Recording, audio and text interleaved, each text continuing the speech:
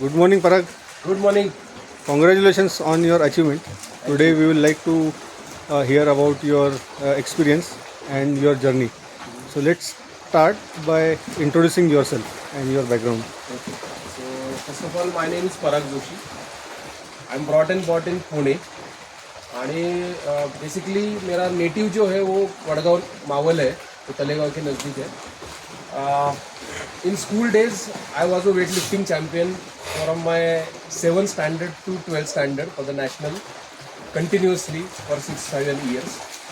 I completed my education in Talegaon and then I shifted to Chinchwad for you can to say the professional kind of things. मैं यहाँ पे shift हो गया. Then I have my company in MIDC Bhosari, जहाँ पे मैं sheet metal prototype बनाता हूँ. जो व्हीकल्स एक 2-3 साल के बाद मार्केट में आने वाली है उसका रिसर्च एंड डेवलपमेंट अभी चलता है. तो ये जो रिसर्च एंड डेवलपमेंट अभी चल रहा होता है जो कंपनीज का, तो उनको जो कुछ भी प्रोटोटाइप्स लगते हैं वो सप्लाई करने का काम मैं यहाँ से करता हूँ. So by you can to say from the education और from the school as sportsman था. बट हम लोग बोलते हैं ना, एक बार एजुकेशन ख़त्म हो गया देन पैसे के पीछे भागने लगेंगे तो सब कुछ बंद हो जाता है. सेम हुआ था, सेम बंद हो गया सब कुछ. फिर बाकी के सब चीज़ें चालू हो गई, ये इधर घूमो उधर घूमो, पार्टी करो ये करो. बट आफ्टर सर्टन लिमिट ध्यान में आया कि नहीं, ये जो कुछ भी कर रहे हैं 100% गलत नहीं बोल सकते, बट इस हद तक इसको रोकना चाहिए और वापस फिजिकल फिटनेस के ऊपर ध्यान देना चाहिए. वो करना स्टार्ट किया and now I am doing this activities. So हे आयर्नमॅन करण्यासाठी तुम्हाला इन्स्पिरेशन काय होतं? What was your inspiration for doing the full Ironman? Basically 2017 में वापस एथलेटिक का बैकग्राउंड का जर्नी स्टार्ट किया. At that time 2 of my friends are doing SR और BRMs for 200 kilometres 300 kilometres. So उनके साथ वो स्टार्ट किया. SR टाइटल मिल गया. फिर क्या करना है? Then I met Rohan to for the you can to say athletic journey. Then we did couple of ultra races like Deccan ultra हमने किया था, देन SRT किया था. ऐसा बाकी सब कुछ हो गया. अभी ये सब कुछ हो जाने के बाद और क्या करना चाहिए कि जो मुझे कुछ किक दे सके. फिर डिसाइड किया भाई साइकिल हो गया, रन हो गया, देन आयरनमैन करना चाहिए. फॉर्चुनेटली मेरे 2-3 दोस्त लोगों ने आयरनमैन किया था. तो उनको देख के ऐसा लगा यार अगर इसको अचीव कर लूँगा तो ज़िंदगी कुछ बन जाएगी, कुछ हासिल किया ऐसा लगने लगेगा. So that was the inspiration कि दूसरे ने किया था, उसने कुछ अच्छा किया था, तो अगर मैं मेरी ज़िंदगी में वो कर सका तो it's a good thing. That's why Ironman की जर्नी के लिए सोचा और उसके लिए काम करना स्टार्ट किया. Any particular reason why you have chosen Ironman Hamburg?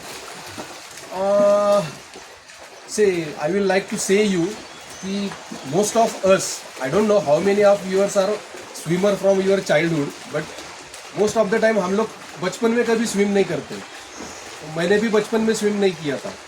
2 साल 2.5 साल पहले मैंने स्विम करना स्टार्ट किया. फिर उसके बाद जब आयरनमैन की जर्नी स्टार्ट करने का सोचा तो फिर सोचा कि बॉस अभी स्विमिंग सीखे हैं, सी में जाके स्विम करने से अच्छा लेक में जाके स्विम करेंगे तो बेहतर है. So that was the one reason कि बॉस हैम्बर्ग में लेक है तो लेक में जाके स्विम कर सकेंगे, थोड़ा सा ईजी रहेगा ऐसा लग रहा था करके हैम्बर्ग का चूज़ किया. सेकंड थिंग, मेरे 2-3 दोस्त लोगों ने पिछले साल ही वहाँ का आयरनमैन किया था. So they have the experience about the route, वहाँ का कैसा माहौल रहता है, वेदर कैसा रहता है, ये सारी चीज़ें उनके पास से मिली. That's was only the reason कि मैंने हैम्बर्ग उसको चूज़ किया था. So already finishing an Ironman is a very big achievement, but you have gone through a lot. Yeah. Can you talk about that? It means The surgery. Okay. तो basically 2022 में ही Ironman करना, मतलब 2022 या 23 में Ironman करना ऐसा target था. उस हिसाब से काम भी कर रहा था. बड़े दुख के साथ कहना पड़ता है कि हमारे यहाँ जो स्पोर्ट्स को निगलेक्ट किया जाता है वो बाहर के देश में नहीं होता है. सुबह के 8:30 बजे थे और मैं अपना जो लिंक रोड है उस पर रन कर रहा था. अनफॉर्चुनेटली एक पीछे से लड़की आई और जब मेरा पैर टच था ज़मीन को उसी टाइम पे उसने मुझे यहाँ पे हिट किया था and my tabula and fabula has been broken in 2 pieces. Then मी माझा स्वतःचा फोन काढून डॉक्टरांना फोन केला कारण बॉडी माझी इतकी मेरा बॉडी इतना वार्म था कि मुझे कुछ महसूस नहीं हुआ कि मेरा पैर टूट गया. अदरवाइज बोन टूटने के बाद बहुत ज़्यादा पेन होता है. अनफॉर्च्युनेटली मुझे नहीं हुआ. देन आय कॉल डॉक्टर, मी असं असं तुमच्याकडे येतोय आणि I want to take the treatment from you. So तिथं गेल्यानंतर मग रिअलाइज झालं की अरे पाय एवढा जर तुटलाय तर आपण परत पायावरती कधी उभे राहणार का, खड़ा रह पाऊंगा या नहीं रह पाऊंगा. और खैर वही ख्याल आता था. उस दिन मेरी सारी ट्रीटमेंट हो गई, ऑपरेशन हो गया. But after that the 6 months was very crucial. कि मैं वॉकर लेके चलता था, लोग बताने के लिए आते थे कुछ लोग नहीं भाग सकते हैं, तू करू शकणार का नाही माहिती नाही, आप कर सकोगे नहीं कर सकोगे. कुछ लोग आके बोलते थे नहीं तू करेगा. So there are multiple thoughts with me. जो लोग बोलते थे तू कर पाएगा, कुछ लोग बोलते थे तू नहीं कर पाएगा. तो अपना जो माइंड सेट है ना वो ऑटोमेटिक चेंज हो जाता है. और समटाइम्स वी फील दैट अभी मैं शायद कभी ज़िंदगी में चल ही नहीं पाऊँगा. So that was the very bad thing. But मेरे मन में इतना फिक्स था कि बॉस आपने को करना ही है किसी भी हालत में. तो फिर मैंने जो निगेटिव थॉट थे ना उनको मेरे से दूर कर दिया. और ये लोगों से नहीं मिलना है, ये लोगों से बात भी नहीं करनी है. जो पॉजिटिव थॉट वाले लोग हैं उन्हीं को साथ में रखेंगे एंड करेंगे. 1 साल लगा. मेरे पैर में रॉड था, नेल्स थे. 1 साल के बाद मैंने डॉक्टर को बोला मुझे अगर ये करना है तो मूवमेंट फ्री होना चाहिए, तो मेरा ये सब कुछ निकाल के दे दो. तो 1 साल के बाद मैंने मेरे पैर में जो रॉड था, नेल्स थे, वो सब निकाल के लिए then again I start practising.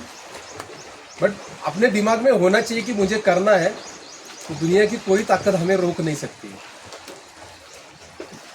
Now we are on the mental aspect. ठीक है, तो I will just continue on that. तो during training were there any moments when you had self-doubt and how did you overcome them? Yes. Basically cycle चालवताना पळताना मला कधीच problem नव्हता. जसं म्हणलं की लेट एज स्विमिंग स्टार्ट केल्यानंतर that was one phobia about open water. Sometimes whenever I goes to the open water ऐसा फील होता था भाई अंदर जाऊंगा, अगर वहाँ पे जाके थक जाऊंगा और डूब जाऊंगा तो क्या होगा. So that is the fear. But हमारे साथ जो लोग होते हैं ना आजू बाजू में, जब हम लोग ओपन वाटर में जाते हो, आप भी जाते होंगे, तो अपने साथ जो बोट में आदमी रहता है या बाजू में कोई आदमी रहता है, जब वो हमें बताता है कि बॉस तू फिक्र मत कर मैं तेरे साथ हूँ, तो दे आर द बेस्ट जज फॉर अस कि हम लोग कैसा स्विम कर रहे हैं, कौन से स्ट्रोक से कैसे आगे जा रहे हैं.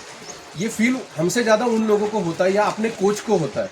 So just believe on that coach. मेरा जो डर था पानी का वो मेरे दोस्त लोगों की वजह से ही गया, जिन्होंने मुझे मल्टीपल टाइम ओपन वाटर लेके गए, मल्टीपल टाइम ओपन वाटर कराया. ऐसा कभी लगा नहीं कि नहीं कर पाऊँगा. बट जो एक फियर था वो फियर निकालना बहुत ज़रूरी था, जो कि मेरे दोस्त लोग थे.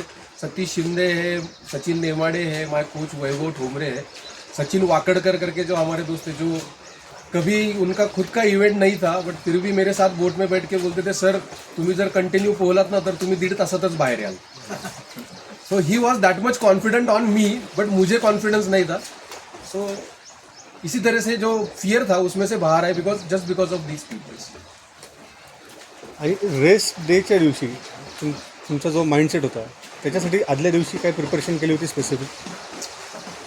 सो रेस डे के एक दिन पहले हमें ट्रायल स्विमिंग के लिए भेजा था. एंड ट्रायल स्विमिंग में जब वेट सूट पहन के पहली बार पानी में उतरे तो पानी ठंडा रहता है, अपने से ज़्यादा टेम्परेचर कम होता है, ये सब कुछ सुनाई पड़ा था. और जब उस दिन पानी में गया तो लगा यार it is too much cold, मतलब स्किन जलेगा, स्विम कर पाएंगे या नहीं कर पाएंगे, ऐसा माइंड सेट था. तो एक मन में ये भी ख्याल आया था कि अगर स्विमिंग कैंसिल हो जाएगा और आयरनमैन हो जाएगा तो ज़्यादा बेहतर होगा. देन डिसाइडेड कि अरे ऐसा अगर आयरनमैन किया, स्विमिंग नहीं हुआ और साइकिल और रन करके ही किया तो लोग सोचेंगे ये आधा ही आयरनमैन है, ये पूरा आयरनमैन नहीं है. तो स्विम होना भी चाहिए. So both are thoughts are there. Unfortunately on the race day Hamburg was too much rainy, मतलब काफ़ी सारी बिजलियाँ चमकी, सुबह में बारिश हुई. Then they delayed the event. उस टाइम वापस ऐसा लगा रहा था इतना बारिश हुआ है, इतना मतलब हवा चल रही है तो पानी में लहरें होंगी, तो इट इज़ बेटर कि कैंसिल हो जाए स्विम।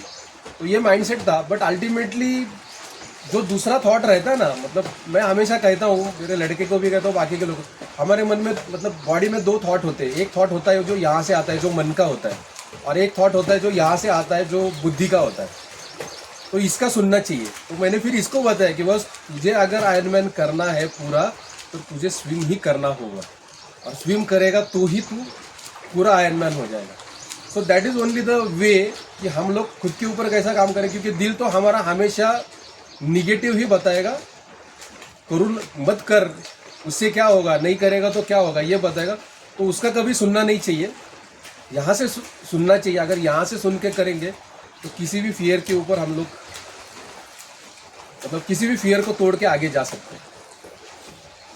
आणि आता let's talk about mindset during the race चालू झाली, काय विचार चालू होते मनामध्ये आणि ते कसे बदलत गेले जसं जसं रेस पुढे सरकली? बेसिकली रेस स्टार्ट होने के बाद तो कभी कुछ ख्याल नहीं आया। जब मैंने पहले 500 मीटर स्विमिंग के कंप्लीट किए और एक ब्रिज था, वो ब्रिज तक पहुंच गया, वहाँ पहुँचने के बाद मुझे महसूस हुआ बॉस मैं स्विमर हूँ और मैं स्विम कर सकता हूँ। और जब एक बार 3.8 किलोमीटर स्विम करके बाहर आया, तो मैं बोला यार मैं जीत गया हूँ। Because Rohan sir is also knows me since last 5-6 years. Cycle और रन ये मेरा कभी प्रॉब्लम था ही नहीं। सो एक जब मैं पानी से बाहर आ गया ना, तो मैं इतना फिक्स था कि बस कहीं कुछ भी हो जाने दो, भले फिर रेंगना पड़े, मतलब क्या बोल सकते हैं, किसी को पकड़ के चलना पड़े, कुछ भी हो जाए, मैं फिनिश लाइन तक पहुंच जाऊंगा। सो एक बार जब स्विम से बाहर आया, उसके बाद कभी ऐसा फील नहीं हुआ कि बस आगे से रेस होगा या नहीं होगा। ओनली थिंग इज दैट काफ़ी लोगों ने बताया था कि हैम्बर्ग में आपको हेडविंड और टेलविंड साइकिल में दोनों लगेगा। अनफॉर्चुनेटली हमें सिर्फ हेडविंड ही लगा। तो जब हेडविंड लगा तो एक बार मन में ख्याल आया कि यार ये अपने साथ जो लोग हैं ना, ये अपने को पागल बनाते हैं, कुछ भी बताते हैं, टेलविंड लगता है, क्यों सुन के मैं यहाँ पे आया। बिकॉज अगर एलिवेशन होता है कई जगह पे साइकिल में, तो एलिवेशन के बाद अपने को कभी स्लोप भी मिलता है। ये टेरेन ऐसा था कि 90 किलोमीटर में कहीं भी आप अगर 1 सेकंड के लिए भी पैडल रोकोगे तो आपका साइकिल जगह पे रुक जाएगा, ऐसा फ्लैट सरफेस था। तो उस टाइम पे एक बार ख्याल आया कि होगा क्या नहीं होगा। बट जब 2 लूप कंप्लीट होके उस लाइन पे आया, बोला अभी हाथ में मेरी घड़ी थी, 15.5 घंटे का टारगेट था। तो उसको देख के फिर बिकॉज ऑफ द लेग मुझे थोड़ा सा रन में माइन्यूट इशू था। फिर डिसाइड किया कि बस आता हे जे आपल्या हातामध्ये टायमिंग आहे, आपल्या हाथ में जो घड़ी है, वो टाइमिंग के हिसाब से अपने आप को सेटल करना है और करना है। That was only the in the mind. खाली टारगेट था कि कंप्लीट करना है। It is not like that कि 12 घंटे में करना है, 13 घंटे में करना है। मेरे मन में यही था, अगर 12 घंटे में करूँगा तो भी मैं आयरनमैन हूँ, 15.5 घंटे में करूँगा तो भी मैं आयरनमैन हूँ। सो फर्स्ट रेस था, तो आयरनमैन होना that was only the motive. आता थोडंसं ट्रेनिंगच्या बाजूला येऊ आपण. ट्रेनिंग जेव्हा आता तुम्ही सुरू केलं, तेव्हा तुम्ही स्वतःचा प्लॅन बनवला, कोचबरोबर काम केलं, कसं होतं ट्रेनिंगचा तुमचा स्ट्रक्चर कसा होता? नहीं, ट्रेनिंग का प्लान स्वतः का खुद का नहीं किया। ट्रेनिंग का प्लान कोच के साथ डिसाइड किया। तो I talk with Vaibhav couple of times. हम लोग उससे बात करते थे, बाबा ये ट्रेनिंग है, ये थोड़ा ज़्यादा हो रहा है, ये कम हो रहा है। तो ये उनके साथ बातें होती थी। मोस्ट ऑफ द टाइम उनके जो दिए हुए ट्रेनिंग प्लान थे वो ज़्यादा ही थे, कम नहीं थे। तो हमें ऐसा लगता था कि सर ये बहुत ज़्यादा हो रहा है, थोड़ा कम करो।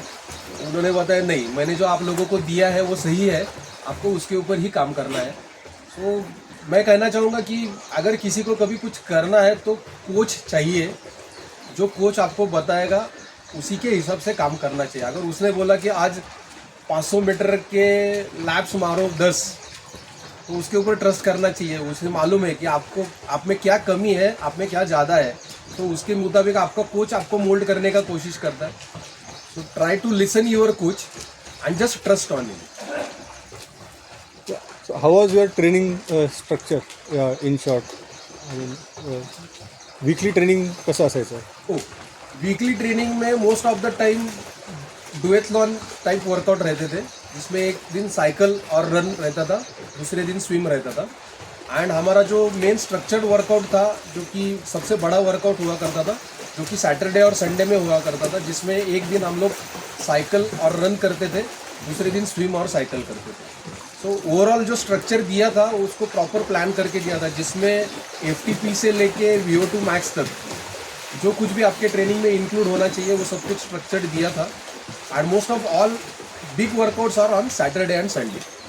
अच्छा, लॉंगेस्ट वर्कआउट्स किती केले तुम्ही? लॉंग वर्कआउट्स किती केले आणि लॉंगेस्ट वर्कआउट काय होता? तसं काय आठवते ना, लॉंगेस्ट वर्कआउट बरेचसे केले, म्हणजे साधारणपणे शेवटचे 3 महिने राहिल्यानंतर लास्ट के जो 3 मंथ बच गए, तो every Saturday Sunday was the big workout आणि almost 6 hour to 7 hours workout हुआ करता था, जिसमें मैक्सिमम जो हमने किया था that was 160 kilometre cycle and 10 kilometre run. So before going the race we need to ride 180 kilometre in the race. So we did 160 here. हम लोगों ने पाटस टू यवत ये जो लूप है ये कम से कम 4 बार किया था लूप करने के लिए, 160 किलोमीटर करने के लिए। तो that was the big workout in my total Ironman structure workout, 160 kilometre cycle and 10 kilometre run. या सगळ्या वर्कआउट्समध्ये सगळ्यात असा फॉर्मॅट ट्रेनिंगचा किंवा वर्कआउटचा जो तुम्हाला खूप असा टफ वाटायचा मेंटली किंवा फिजिकली? नहीं, ऐसा कुछ भी नहीं लगा, टफ कुछ नहीं लगा, बिकॉज एक बार मन ने ठान लिया है कि मुझे ये करना है, देन मुझे नहीं लगता है कि कुछ टफ लगता है। हाँ यस, समटाइम्स इतने सारे वर्कआउट कंटिन्यूस 6 महीने से चल रहे थे, तो एक चैलेंज हुआ करता था कभी कभी कि सुबह अलार्म होने के बाद उठ के खड़ा होना है। So that was only the 1 minute और 2 मिनट्स टाइम, कि जिसके ऊपर अगर आप काम करो कि बस वो 2 मिनट के लिए आप बिस्तर से उठ के खड़े हो जाओ, और एक बार आप खड़े हो गए तो फिर आपका कुछ नहीं रुकेगा। So that was only the painful area for me, because यहाँ से वर्कआउट करके जाने के बाद मुझे मेरा फैक्ट्री भी संभालना होता था, तो समटाइम्स मेंटली ज़्यादा थक जाता था, ऐसा लगता था कि सोना चाहिए। That was only the point जो मुझे सबसे ज़्यादा डिफिकल्ट लगा, कि अलार्म होने के बाद उठ के खड़ा होना है। 1-2 बार ऐसा हुआ कि 5 मिनट सोता हूँ, फिर जागूंगा और करूँगा। सो अल्टीमेटली एक बार आप सो गए ना तो आप 1 घंटा नहीं उठते। सो उसके ऊपर काम करना ज़रूरी है कि जिस टाइम पे अलार्म हो जाएगा उस टाइम सबसे पहला काम क्या करो, तो आपके बिस्तर से बाहर निकलो और जगह पे खड़े हो जाओ। एक बार आप खड़े हो गए हो तो हो गया आपका काम। Now you talked about factory and other responsibilities. So we all know work, family, and then sports and social commitments. You are yourself an entrepreneur. Yeah. How did you balance this? In that way I am very fortunate कि मेरी जो triathlon की journey है या cycle की journey है, ये मेरे फैमिली में भी है। मेरी वाइफ साइकिलिस्ट है, स्विमर है, मेरा लड़का साइकिलिस्ट है, स्विमर है, दोनों ने 600 किलोमीटर साइकिल चला चुके हैं दोनों भी। सो फॉर्चुनेटली घर से ज़बरदस्त सपोर्ट था, तो घर वालों का कुछ दिक्कत नहीं था, मतलब ये लेके आओ वो लेके आओ, आप घर पे टाइम नहीं दे रहे हो, सब्जी नहीं ला रहे हो। फॉर्चुनेटली ये झंझट मेरे पीछे नहीं था। बात रही फैक्ट्री की, तो फैक्ट्री में भी फॉर्चुनेटली जो मेरा टीम है वो मेरे पिछले 20 साल से मेरे साथ है, तो वो लोग भी मेरे साथ इतने अच्छे से मोल्ड है कि उनको मैंने एक ही बार बताया कि बॉस ये अभी लास्ट के 6 मंथ्स बचे हैं, I am going for Ironman, मुझे आप लोगों का मदद चाहिए, और आपको जो काम डेडिकेट हो जाएगा वो आप आपसे करो, इससे मुझे हेल्प होगी, आपको हेल्प होगी। और इसीलिए मैं बोलूँगा कि मैं फॉर्चुनेट था कि मेरी टीम ने उनका काम टाइम पे किया। मुझे कभी ऐसा महसूस नहीं हुआ कि मैं नहीं जा रहा हूँ फैक्ट्री में, बिकॉज मेरा थर्सडे ऑफ हुआ करता था एंड संडे का बड़ा वर्कआउट होने के बाद मैं सो जाता, तो मैं संडे को भी नहीं जाता था। फिर भी मेरी टीम ने काम किया, तो कभी मुझे पर ऐसा दिक्कत नहीं हुआ। And fortunately my father in law also is there in my business, तो वो संभाल लेते थे। उन्होंने मुझे बोला था कि जब तक मेरे हाथ पैर चल रहे हैं और मैं फैक्ट्री में आ रहा हूँ, मुझे जो करना है तू कर, we are with you. So with this way I feel that I am very much fortunate कि घर से भी बहुत अच्छा सपोर्ट था, फैक्ट्री से भी अच्छा सपोर्ट था, तो इतना दिक्कत नहीं हुआ बैलेंस करने के लिए, बैलेंस हो गया। नाईस. आता परत रेस डेला येऊ आपण. रेस डेमध्ये 4th लेग जो असतो, जो आपण जनरली असं 4th लेग म्हणून ज्याची ट्रेनिंग करत नाही, पण जो असतो सायलेंटली, ट्रान्झिशन आणि न्यूट्रिशन आणि hydration strategy. Basically nutrition and hydration is your 4th leg. But how did you approach your nutrition? Nutrition आणि हायड्रेशनच्या याच्यामध्ये म्हणायचं झालं तर तुम्हाला खूप बहुत पहले से काम करना पड़ता है. जब आप ट्रेन करते हो तो आपको रेस के दिन में क्या खाना है क्या नहीं खाना है ये आपको डिसाइड करना है. तो उसका स्ट्रैटेजी हमने 4 महीने पहले से डिसाइड करना स्टार्ट किया था कि मुझे कितने जेल ख़त्म करने हैं, जेल खाने के बाद मुझे क्या होगा, और ये होने के बाद अगर इससे मुझे बाहर निकलना है तो क्या करना चाहिए. Because most of all if you are started using gels तो आपको महसूस होगा 1-2-3 जेल खाने के बाद ऐसा कुछ अलग फील होने लगता है मुंह में, या फिर ऐसा लगने लगता है कि यार ब्लोटिंग हो रहा है. तो उसके ऊपर से अगर बाहर आना है तो माय रेमेडी इज़, मैंने साइकिल के ऊपर केले के चिप्स और पीनट्स रखे थे. तो 2 जेल ख़त्म होने के बाद मैं 4-5 वेफर्स उठा के मुंह में डाल लेता था या पीनट्स उठा के मुंह में डाल लेता था. सो ऑटोमेटिकली आपका टेस्ट बदल जाता है. अगर वो टेस्ट बदल गया then you can have multiple gel. Again Unived के जेल मैं यहाँ पे यूज़ करता था. जब मैं हैम्बर्ग पहुँचा तो मुझे कुछ लोगों ने बताया कि बॉस यूनिवेड यूज़ करने से अच्छा उनका जो मॉर्टिन करके जेल है उसको यूज़ करने का कोशिश करो. तो मैंने वो ट्राई किया and I feel the Maurten is much better than Unived. इस तरीके से आपको आपका प्लान करना होता है कि साइकिल के ऊपर क्या खाना है, कितना पानी पीना है, कहाँ पे पानी पीना है, और अल्टीमेटली आपको एक चार्ट मिलता है रेस का जहाँ पे आपका कहाँ पे फिलिंग स्टेशन है, आपको कहाँ खाना मिलेगा, कहाँ मिलेगा.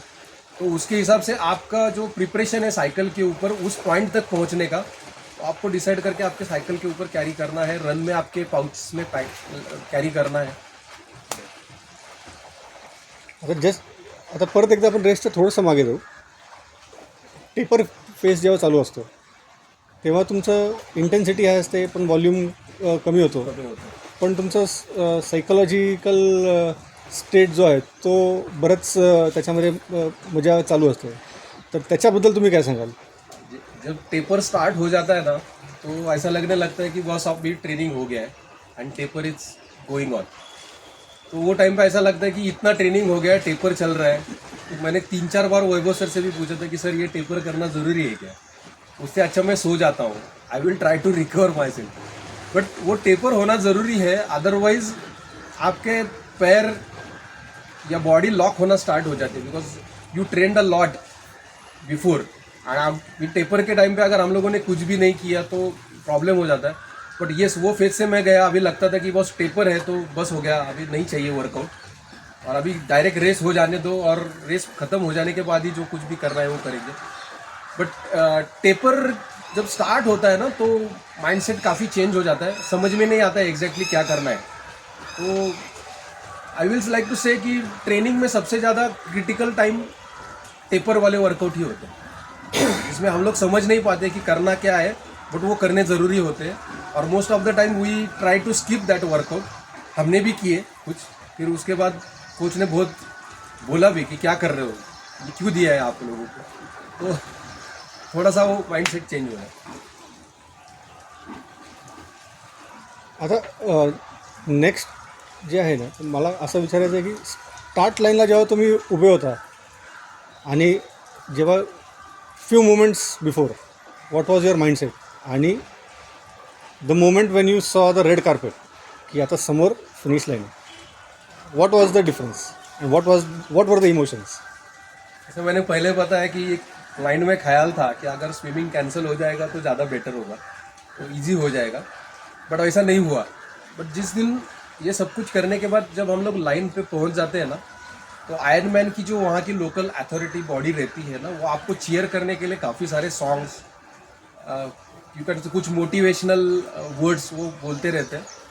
तो वो सुनने के बाद हमें ऐसा नहीं लगता है कि मेरे से नहीं होगा. So once I entered in the water, at that time I decided कि I will swim, I will come back and I will finish my race. But जब हम लोग रन स्टार्ट करते हैं ना तो कुछ जगह पे ऐसा होता है कि जैसे हमारे इसमें था कि 10 किलोमीटर के 4 लूप थे. पहला लूप ख़त्म जहाँ पे होता था वहीं पे फिनिश लाइन हुआ करती थी. तो जब हम लोग उधर आते थे तो कुछ लोग फिनिश करते होते थे. तो ऐसा लगता था यार ये क्यों यहाँ पे ला रहे, because that was the mental torture कि आप वहाँ पे आए हो, 10 किलोमीटर किया है, लोग यहाँ पे फिनिश कर रहे हैं, उधर का आदमी आपको बोल रहे हैं चलो चलो आगे जाना है, आपको और 3 राउंड लगाने हैं. सो वो एक मेंटल टॉर्चर होता है। बट जब आपका 4th राउंड कंप्लीट होके आप वहाँ पे आते हो, तो उससे पहले आपको थकान होती है, आपके बॉडी में पेन होता है, आपका लेग दुख रहा होता है, आपको ऐसा लगता है कि आप गिर जाओगे। ये सारी जो यू कैन टू से स्थितियाँ होती है बॉडी की, माइंड की, वो आप में होती है। और जब आप फिनिश लाइन की तरफ पहुँचते हो और जब रेड कारपेट दिखता है, तो वो देखने के बाद ऐसा लगता है बस भाई जिंदगी का जो गोल था वो अचीव हो गया। And when you pass that chip और आपका नाम ऊपर वाले डिस्प्ले पे आ जाता है, तो पीछे वाला आदमी माइक में जोर से आवाज़ देता है, Parag Joshi from India, you are an Ironman. वो जब हम लोग सुनते हैं ना, तो सारी तकलीफें, सारे दर्द सब खत्म हो जाता है। और वो फिनिश लाइन जब मिलती है, तो ऐसा लगता है कि ज़िंदगी में जो कुछ भी मेहनत की है, जो हासिल करना था, वो ये फिनिश लाइन पे हासिल हुआ। That was the you can to say the happiest moment in our life. आता रेस जर का अख्खी बघितली, तो दिवस जर का पूर्ण बघितला, तर परत जर का तो दिवस जर का तुम्हाला दिला, तर त्याच्यामध्ये तुम्ही काय चेंज कराल? स्विमिंगच्या टाइमिंगमध्ये स्विम का टाइम कम करने का कोशिश करूँगा और ज़्यादा. एंड 2-3 चीज़ें मेरे से थोड़ी सी मिस हुई थी जो न्यूट्रिशन के इस पॉइंट ऑफ थी, तो उसके ऊपर काम करने का कोशिश करूँगा. सो जो आज 15 घंटा और 6 मिनट लगे हैं, उसको 14.5 कर सकता हूँ क्या? हो सकते थे 14.5, तो उसके ऊपर काम करने की कोशिश ज़रूर करूँगा.